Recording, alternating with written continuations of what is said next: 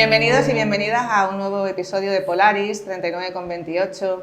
Es una coordenada realmente que se transforma en brújula, sobre todo en tiempos en los que la información corre muy deprisa, en los que además no hace falta que nos prohíban para censurarnos, porque basta con que nos etiqueten, con que nos señalen, en donde ya las respuestas en la mayoría de los casos nos vienen dadas, incluso antes de que nosotros realmente nos planteemos esas preguntas, ¿no?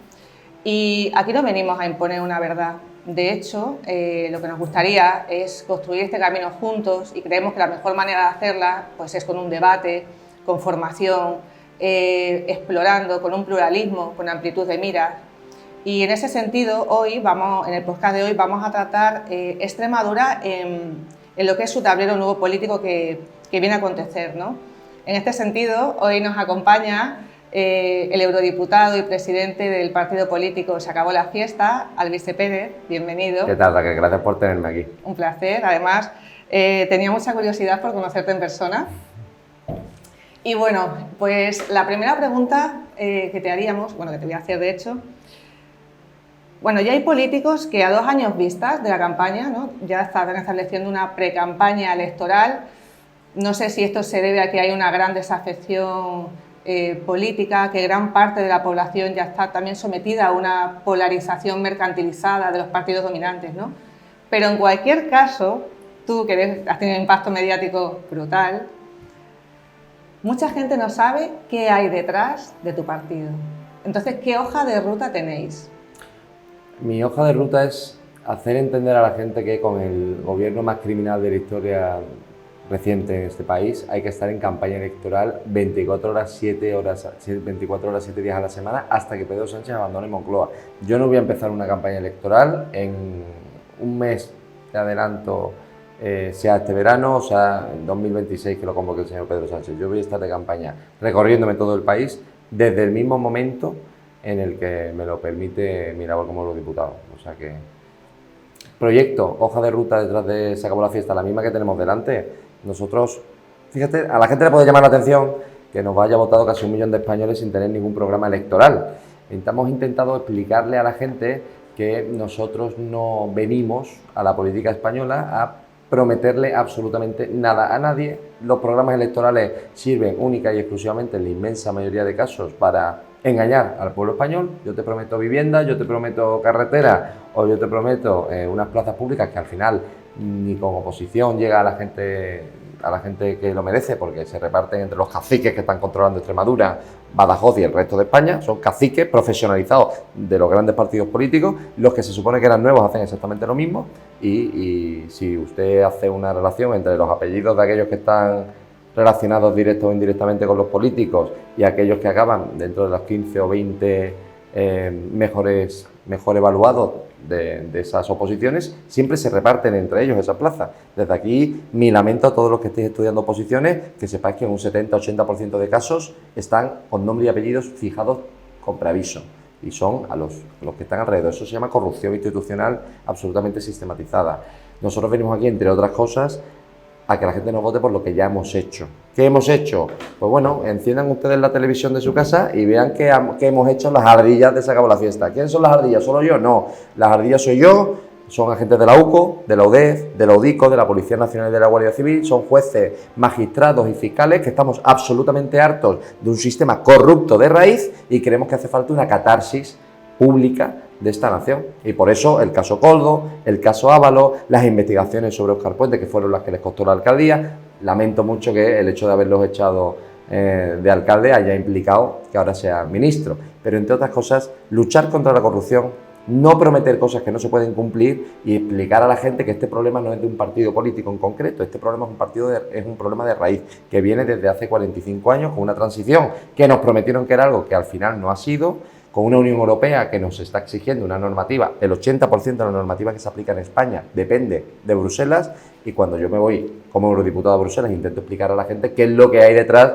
de la gran imagen de Europa, que son plenos vacíos, que es hacer millonarios a los eurodiputados para que se sometan a los lobbies, que es un nivel de corrupción y de imputados y detenidos por sobornos. Casi cada 3 meses tenemos media docena de imputados en el Parlamento Europeo por grandes lobbies. ¿Le sonará a usted el Catergate? De tú. Perdona, te hablo de tú, que soy sevillano y los sevillanos hablamos de usted por defecto, cambio el chip. El Catergate, los grandes casos de sobornos con Marruecos y con Hawái, empresas chinas de diferente nivel. Pues claro, cuando vemos que de donde depende gran parte de nuestra normativa está absolutamente corrupto y luego vamos a nivel nacional y nos encontramos exactamente lo mismo, decimos, a lo mejor esto ya no depende única y exclusivamente de si votas a Feijóo o a Abascal o a Pedro Sánchez. A lo mejor es que tenemos un problema de raíz que tenemos que abordar como españoles. Vale, y vamos a ver, ¿qué significa para ti liderar una formación política que rompe con todo lo que conocemos convencionalmente? Bueno, de entrada primero me tienen que votar, porque aunque sea un partido tan extremadamente personalista, no lo niego, al final se acabó la fiesta es Alvise Pérez a día de hoy, cuando se haga la Asamblea General y los que buenamente se afilien decidan votar la candidatura que sea, que espero ganarla evidentemente, y sería muy raro que no la ganara Loquín O'Neill con un 90 y pico, 100% de voto, porque al final no voy a negarle la realidad a los españoles. Pero para ti, ¿qué es liderar un proyecto así? Liderar un proyecto así es hacerle ver a la gente que puede desarrollarse políticamente sin miedo y que yo puedo asumir las consecuencias que a lo mejor de entrada un ciudadano normal no puede. O sea, que yo tenga que estar todos los días en Radio Nacional o en los grandes medios de comunicación atacado y criminalizado sistemáticamente con noticias falsas de toda índole, lo asumo, pero lo asumo con una idea clara y es, señores, yo lo estoy asumiendo y estoy aquí.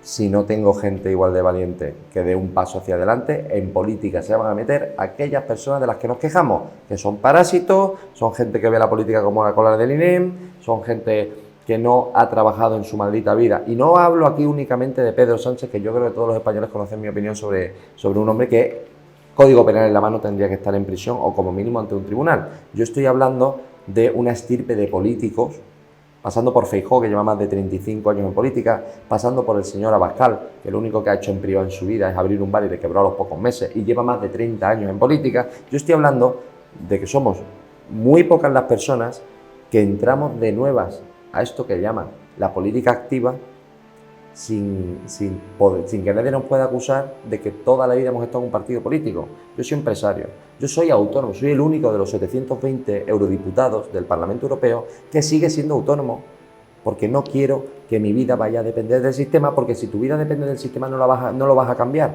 Y al final tenemos el mismo problema. La gente que solo depende de la política para vivir termina anclándose para siempre en el sistema y no lo cambiamos. Bueno, entonces tú vienes a romper un poco lo que hay, ¿no? Bien, ¿y es posible hacerlo sin quedar atrapado ahí? Un poco no, yo vengo a romperlo completamente. Sí, pero ¿es posible sin que tú caigas en ese sistema? Bueno, tengo que hacer fíjate hasta qué punto que para mí es un verdadero sacrificio estar en política. ¿En qué sentido? Se hace la declaración de lo que yo gano o dejo de ganar antes de entrar en política, son más de 20.000 euros al mes limpios, eso es el equivalente a 1,1 millones de euros lo que gano al año. Gano ostensiblemente menos como diputado, y también lo dono. Es decir, para mí es un gasto y una pérdida económica. Sí, te quería hacer una pregunta importante respecto al tema de Europa, porque a ti ser eurodiputado no te ha salido gratis. No, me cuesta dinero. Por eso te quiero decir, si no recuerdo mal, tú has donado 2 sueldos a ciudadanos. No, hemos donado 4 y luego tenemos 3 a la gana, ¿no? También. Bueno, es que aparte luego un mes del salario va para el pago de impuestos, porque claro, como no es una fundación no se le grava y luego tienes que hacer una doble imposición, que luego la gente no sé si recordará el conflicto entre el señor Margallo y el señor Montoro, porque la tributación del sueldo de eurodiputado es un porcentaje que tributas en Europa y otro porcentaje que tributas una vez pagando el IRPF en España, y hubo un conflicto constitucional sobre la doble tributación. Se llegó a la conclusión, sentencia firme, de que había que tributar en ambos sitios. Hacemos el cálculo del total y lo que sea para Hacienda es Hacienda y lo descontamos de la donación, evidentemente. Pero sí, lo damos todo. También creo que has renunciado, si no recuerdo mal, a una subvención del Estado español por los 3 eurodiputados que sacaste en las elecciones. Hay 2, ¿no? hemos renunciado a más de 1 millón de euros que no hemos solicitado en devolución a cuenta es 1,03 o 0,2 céntimos por cada voto y luego son 36.000 euros por cada escaño, que tampoco hemos cobrado absolutamente nada. Más allá de la gente que esté a favor o en contra, de sus opiniones y demás, lo que está claro es que tú ya has conocido el engranaje político europeo, ¿no?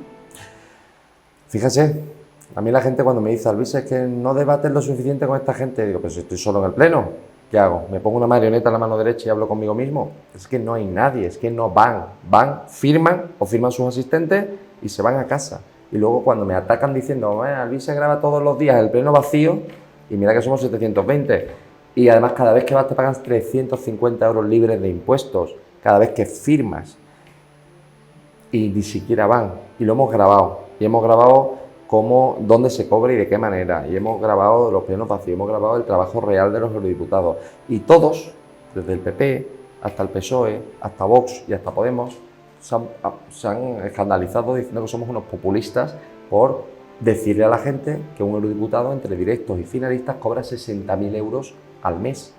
O sea, tú perdóname, ¿ves normal que a un eurodiputado se le pague 60.000 euros al mes? No, por supuesto que 28.000 euros al mes en asesores, sin contar 100.000 euros al año para autopromoción. La autopromoción es lo que yo considere.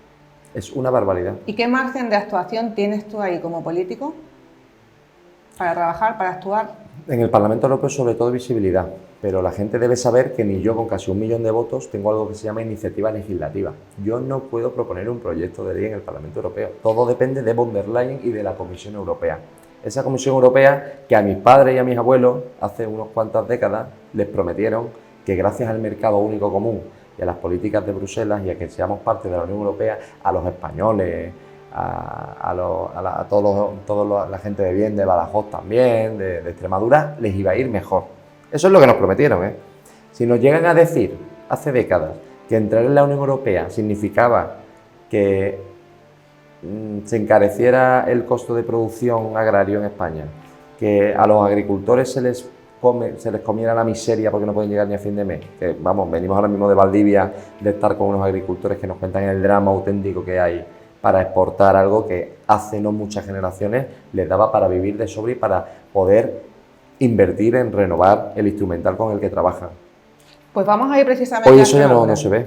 Pues muy bien, vamos a ir precisamente a Extremadura, porque tú, por ejemplo, has dicho que te gustaría eliminar las diputaciones, ¿no?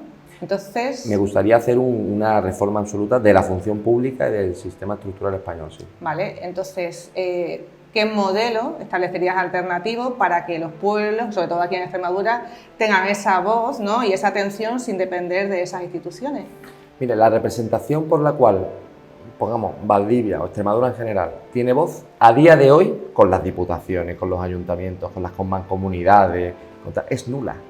Sois un cero a la izquierda en el Congreso de los Diputados. Se reparten muy pocos diputados en Extremadura.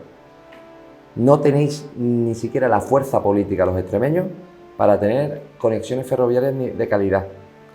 Y aún así, cuando yo hablo de modificar sustancialmente el sistema político, de hacer un sistema racional sobre los municipios menores de 40.000 habitantes, que esto no sea el sueño húmedo de los oligarcas de turno y que cada 10.000 habitantes tengas 8, 10, 15 políticos con sus respectivos asesores, me dicen que soy antidemocrático porque quiero cargarme las diputaciones. Las diputaciones sirven única y exclusivamente, y lo voy a hacer así de claro, para que el PP y el PSOE no tengan un suelo electoral por debajo de los 6-7 millones de euros. Porque la inmensa mayoría, y yo he tenido gente, ardillas nuestras, dentro de las diputaciones impuestos de muchísimo poder, la inmensa mayoría sirven para ayudas a dedo a personas que forman parte de algo que se llama red clientelar, que lo sabe todo el mundo. Y esta verdad que yo digo aquí la puedo decir porque no dependo de esos políticos. Pero muchísimo. Te pongo un ejemplo. Yo vengo a Extremadura, y a lo mejor tenía 18 o 20 reuniones programadas. Perdona que te hablo de esto otra vez, ¿sabes cuántas me han quedado después en fin, nada más que he llegado? 2. ¿Por qué? Alvise, lo siento, pero me han dado un toque y tengo una subvención de 120.000 euros al año y no puede ser. Oye, Alvise, lo siento, sé que somos una asociación apolítica, pero me ha llamado el alcalde de turno, etcétera. ¿Ves eso normal? ¿Ves normal que nuestras investigaciones de corrupción sean publicadas en Forbes, sean publicadas en el Times, sean publicadas en el... ¿Cómo se llama este? En Le Monde, en Corriere di la Sera, que es uno de los medios más leídos de Italia, en todos los medios más o menos europeos, en Euronews, y aquí, esta es la única entrevista que yo tengo en Extremadura. Nosotros estamos encantados de tenerte aquí. Pero es la única que tengo. Porque ante todo es una tiene que haber un barbaridad. pluralismo. ¿Ve usted normal que venga aquí un eurodiputado con casi 1 millón de votos a Extremadura, siendo el eurodiputado con mayor fuerza digital de Europa, porque tenemos más de 90 millones de impresiones únicas al mes, soy el mayor influencer político del sur de Europa y que a mí no me entrevisten. Yo no he dado una sola entrevista en Radio Nacional Española, que por cierto, o en o en Televisión Española, y hablan todos los malditos días de mí.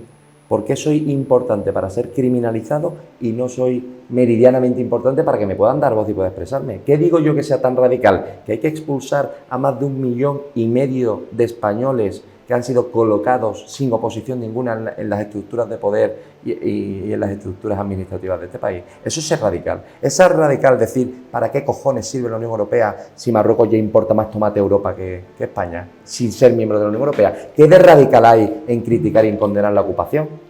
¿Qué de radical hay en las cosas que estoy diciendo de que es una barbaridad que estén haciendo millonarios a los eurodiputados, que ni siquiera tenemos iniciativa legislativa? ¿Hay algo de radical en lo que estoy diciendo? A lo mejor es un discurso muy, muy peligroso. Decir que la ideología, no verá usted, no verás tú, perdóname, que es que me sale el efecto de fábrica ya, no verás que yo en ningún solo meeting, en ninguna sola charla que haga, que por cierto la tengo que hacer en la calle, a 40 grados como un perro, porque el Ayuntamiento del Partido Popular y la Delegación de Gobierno del PSOE no nos dejan ni sillas a los que hemos pagado con nuestros impuestos, esas sillas en cualquier local municipal o no.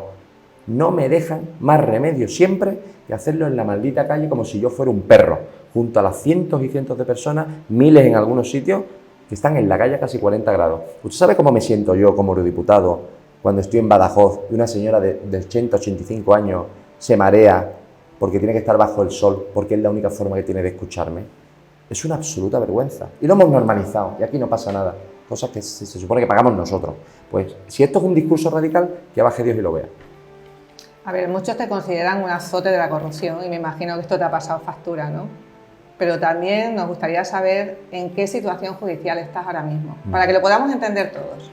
Pues mira, yo lo único que tengo son 3 causas abiertas, se dice pronto, 3 causas abiertas en el Tribunal Supremo.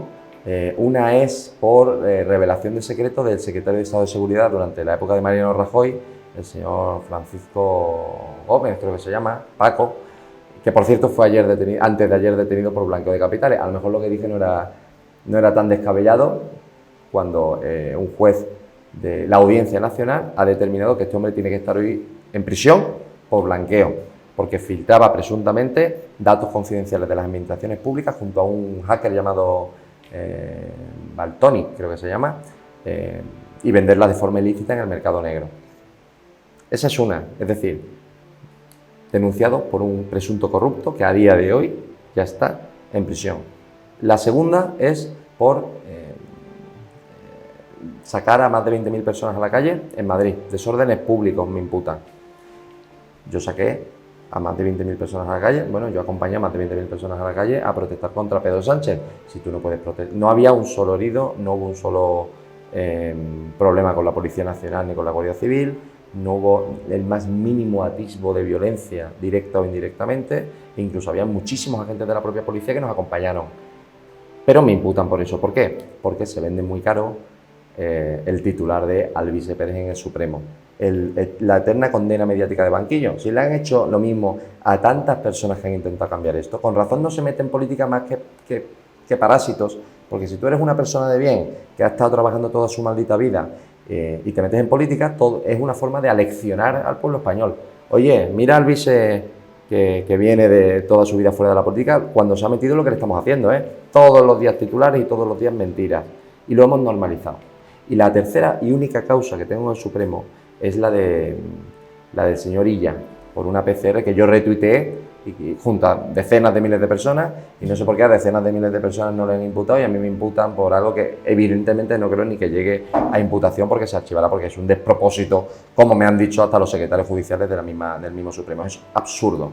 Pero bueno, Alvise en el Supremo por 3 causas diferentes es un titular mucho más fácil de transmitirle a la gente para que me condenen que la explicación detallada de por qué. Porque yo no dependo. Si yo ahora mismo le meto a usted 5 querellas y un medio de titular presentadora de tal programa con 5 querellas, etcétera, alguien dirá, uy, madre de Dios, pero usted tú qué culpa tienes de que yo te meta 5 querellas. Ninguna. Pues qué culpa tengo yo de que la peor calaña corrupta de la historia de España me denuncie a mí precisamente por perseguirle. Quien más me ha denunciado a mí en España es, entre otros, el señor Ábalos Meco. Fíjese usted, un hombre, yo creo que ejemplar, ¿no?, en absoluto. ¿Y por qué me denunciaba? Por acoso, por espionaje ilegal, por injuria, por calumnia. ¿Sabes cuáles son las injurias por las cuales el señor Ábalos me denunciaba? ¿Cuáles? Pues injurias, por ejemplo, decir que era un putero y que usaba dinero público para contratar a las prostitutas con las que dormía. Qué curioso que las cosas de las que yo le acusaba están en todos los informes de la UCO y es por lo cual este caballero está sentado en el banquillo de los acusados. A lo mejor es que lo que decíamos no era mentira. ¿Se tiene que penalizar la verdad frente a la mentira y al criminal? No, por supuesto. Volviendo a Extremadura, sobre todo para todos los extremeños que nos estén viendo, ¿no? ¿Qué opinión te merecen a ti los representantes que tenemos, tanto los que están gobernando como los que están en la oposición, y qué alternativa tienes tú para esta tierra dentro de tu proyecto? Bueno, aquí en Surrealista sabemos todos lo que ha pasado con el señor Gallardo, que ha tenido que dimitir la mitad de la lista electoral para que este hombre pueda ser aforado. Aforado para que le juzgue jueces que, y he dicho públicamente, además, no lo quiero decir aquí, he dicho públicamente el nombre de los dos jueces que le van a juzgar. ¿Cómo lo sabes, Alvise, si esto va por sorteo, etcétera? Pues porque aquí se sabe todo. Y sabemos perfectamente por qué le aforan. Y sabemos, fíjese, a mí me acusan mucho de amarillismo, porque me dicen, Alvise es como la salsa rosa de la política, porque publica fotos de con quién come este político, con quién duerme este político, dónde se va de vacaciones este político. Y digo, no, amigo mío, es que eso no es Sálvame. Es que si yo veo a un Gallardo, por ejemplo, que se va todos los veranos de fiesta y jolgorio y pinguineo con su novio, y me doy cuenta persiguiéndole que su novio es el hermano del presidente del gobierno, y hago una triangulación de relaciones personales, eso no es amarillismo. Eso me ayuda a entender por qué el presidente del gobierno da la orden al Partido Socialista en Extremadura para que dimitan media lista electoral y él entre. Me ayuda a entenderlo porque la mayoría de decisiones políticas de estos sistemas partitocráticos dependen de cuestiones internas y personales.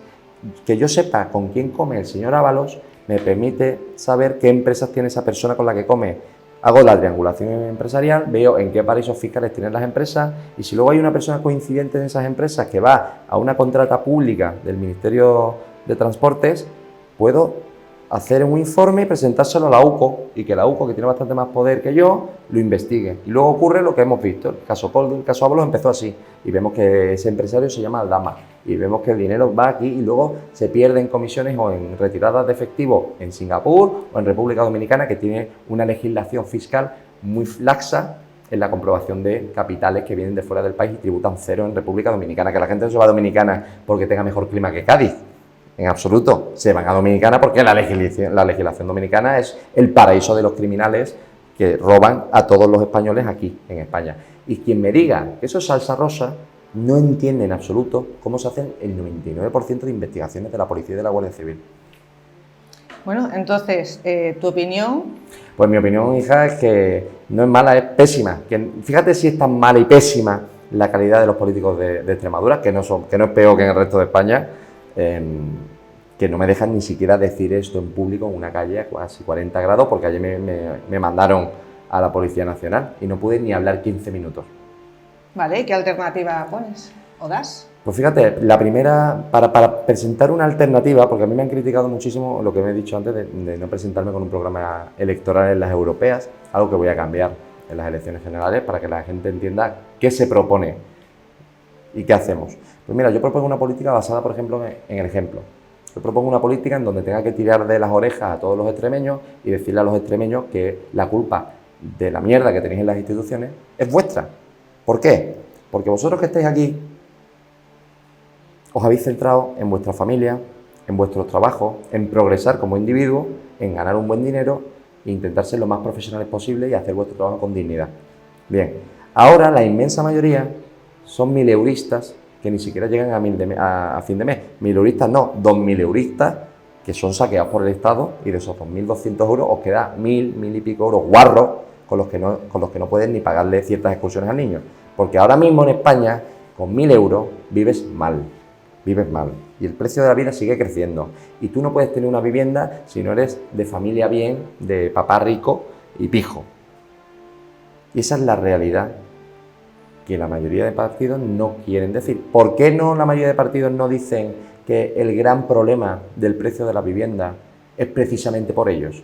porque la licencia se encarece porque ¿cómo se autofinancian los municipios? Encareciendo el suelo, encareciendo los costos de acceso a la construcción de vivienda. Si tú a la vivienda en España le quitas los impuestos, el 30% del precio desaparece. Dime tú cuántos españoles, millones de españoles y millones de extranjeros podrían comprarse una casa si se reduce el precio un 30 o un 35%. Y todo esto sin intervención de ayuda pública estatal. O sea, súmale eso. ¿Por qué la caída de la maternidad?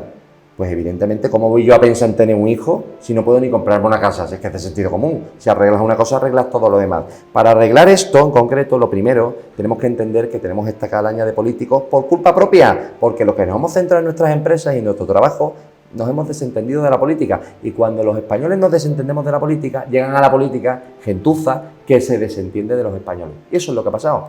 ¿Cuál es una de las formas de arreglar esto? Pues todos los que nos estéis escuchando, que estéis absolutamente hartos de que nos gobiernen parásitos, criminales, mafiosos públicos y reconocidos ya, que ya van hasta contra los tenientes coroneles de la UCO, toda esta calaña, tenéis que meteros en política y pelear por lo vuestro. No hay solución, no va a venir un mártir, ni un mesías, ni un partido político a salvaros. Yo cuando creo un partido político no lo hago para crear otras estructuras de tráfico de influencias como son todos los demás. Es que me niego, es que antes cojo un lanzallamas y quemo la sede de Madrid, que todavía no la tengo. En cuanto la tenga, antes quemo yo mi propio partido político y me dedico a lo mío, con lo que por lo menos no perdería dinero, que crear otra estructura de poder para resolverle la vida a 50 o a 100 parásitos más que se me arrimen. Me niego.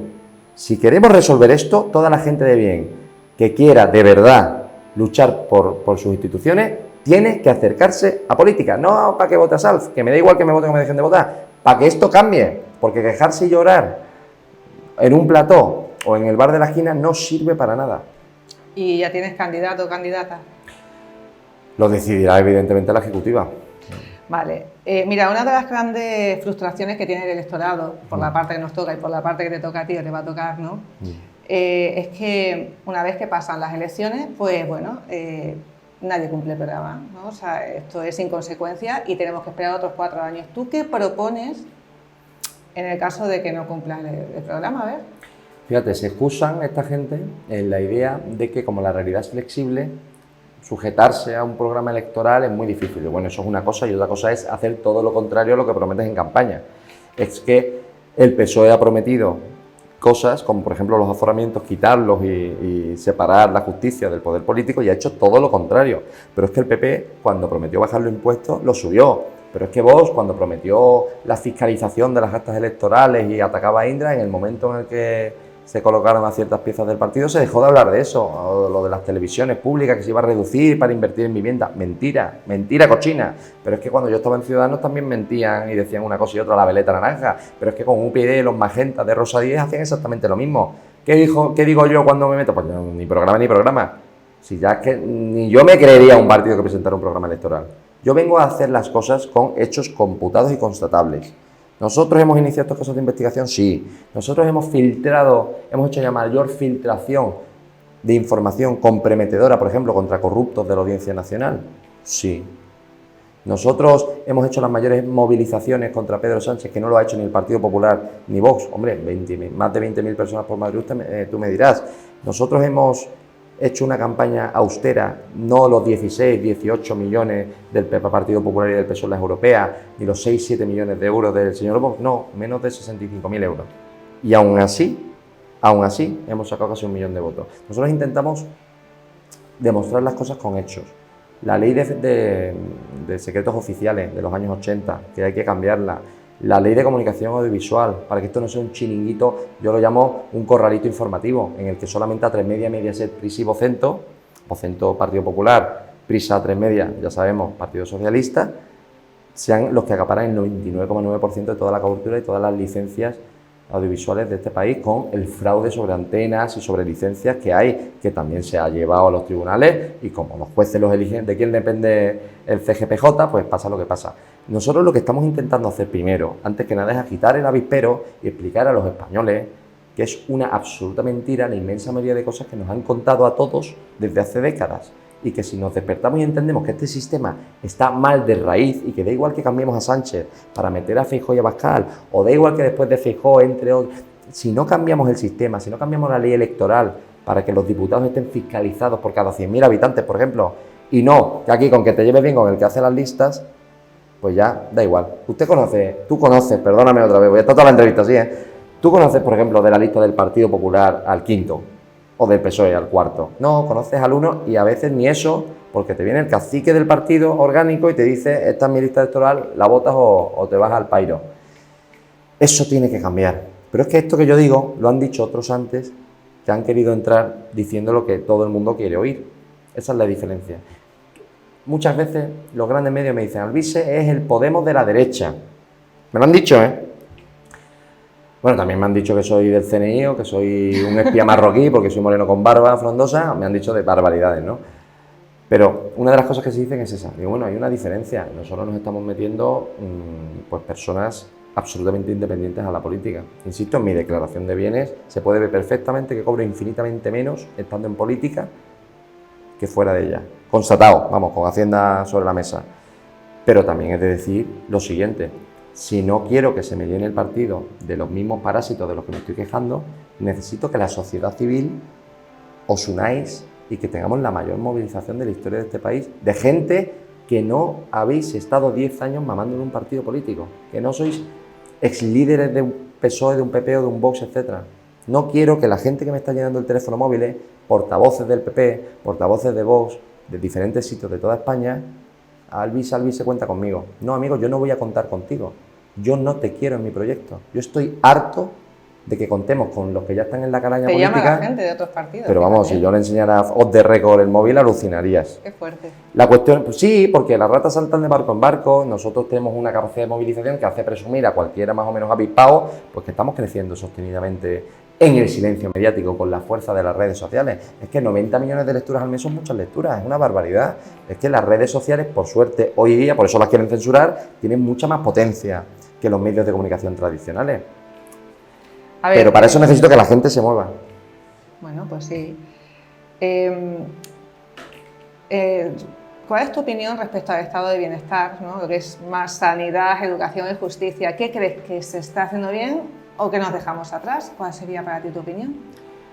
Pues no sé cuál es la vuestra en Extremadura. Creo que en Extremadura tenéis más de 130 días de espera. Creo que sois la comunidad con las peores listas de espera en sanidad de España. La andaluza está muy cerca de vosotros, pero sois ahora mismo la peor. Yo nunca he ido a urgencias con mi madre o con mi abuela sin estar menos de 6 horas sentado en una silla. Entre 6 y 8. 8 la de mayor vez. A mí me han vendido el cuento desde pequeño que España tenía la mejor sanidad del mundo. Y hablaban del estado de bienestar. Bueno, si estar como Cuba, 8 horas sentadas en una silla, es la mejor sanidad del mundo. Cuando he ido a otros países viviendo, no, he visto otras cosas. Me dicen, no, sí, pero tienes que pagar un repago y tal. Bueno, pues si a mí me ofrecen pagar 20 euros por entrar a los 20 minutos a urgencia, pues, cobrando el doble, pues lo pago. Lo que ocurre es que aquí te han roto las piernas y te han dado las muletas y encima las muletas ni funcionan. Pues no me rompan la pierna y ya si acaso si lo necesito las muletas me las compro yo. Pero hablar estas cosas es un problema cuando quien ha hablado de mejorar el sistema de salud ha sido un Partido Popular que llama, ¿cómo lo dice? Privatizar, a darle el negocio a sus colegas, a sus amigos y luego cobrar las comisiones por detrás. Por eso hay tantas comunidades autónomas con su propia central de compras. ¿Por qué no hay una central de compras de medicamentos, por ejemplo, única en toda España? ¿Por qué no hay un único sistema de educación en toda España? ¿Por qué? Pues porque es mucho más fácil negociar las mordidas con 17 empresas diferentes, los caciques autonómicos de turno, a que todos los españoles nos pongamos de acuerdo para comprarlo mucho más barato. Porque se compra más barato si somos 48 millones de españoles y no si somos 9 de Andalucía, 1 millón, 2 millones, porque la mitad los tenéis exiliados de Extremadura, etcétera, etcétera. Todo es corrupción, porque en política todo es dinero, la inmensa mayoría. Mire usted qué cínico soy yo, ya con 35 años lo cínico que soy, que para mí España es como una gran empresa con 48 millones de socios, que somos los españoles. Y yo antes de hablar de ideología, que siempre insisto que la ideología es para los tontos y para los pobres de espíritu, que es el cuento que nos han vendido a todos para que nos peleemos. Pues yo soy más socialdemócrata, pues yo más liberal, pues yo socialista, viva el Che, que es de subnormales. mientras todos nos roban, antes de que estemos discutiendo sobre ideología, vamos a ver cómo funciona la empresa, porque ¿de qué sirve de preocuparnos de dónde vamos a gastarnos los beneficios de la empresa si estamos en pérdida? Vamos primero a evitar que estemos en pérdida. ¿Cómo funciona la empresa? Viendo qué departamento funciona mejor, el responsable del departamento lo está haciendo bien, sí, no lo está haciendo bien, a la puta calle. ¿Cómo es posible que aquí tengamos responsables de departamento o ministros, como lo quiere usted llamar, como lo quieras tú llamar, que si están, por ejemplo, en el departamento de salud de la empresa, sea filósofo? Yo no conozco una sola empresa privada en donde el responsable del departamento de economía lo lleve un profesor de primaria, por ejemplo, que no ha gestionado un presupuesto en su vida. Sin embargo, hemos tenido al señor Ábalos, profesor de primaria, que no ha trabajado más que unos pocos años en su vida, gestionando un presupuesto de más de 40.000 millones de euros. El mayor ministerio del gobierno de España. Y tenemos a un salvadorilla filósofo llevando sanidad en la peor crisis de salud de la historia de España, como la pandemia. O tenemos ahora mismo a un Óscar Puente, que ya no venía a describirle, porque ¿cómo describes tú a un hombre que llama a todos mis votantes gentuza y calaña? Óscar Puente, en prime time, esos países televisivos en los que a mí nunca me invitan, nos ha llamado calaña y gentuza, un ministro del gobierno de España, que es impensable. Y hemos normalizado, pues eso, que nos gobiernen lo peor del país. Bueno, también se han vertido diferentes acusaciones con los 2 eurodiputados que has tenido por el tema del voto en contra del rearme, ¿no?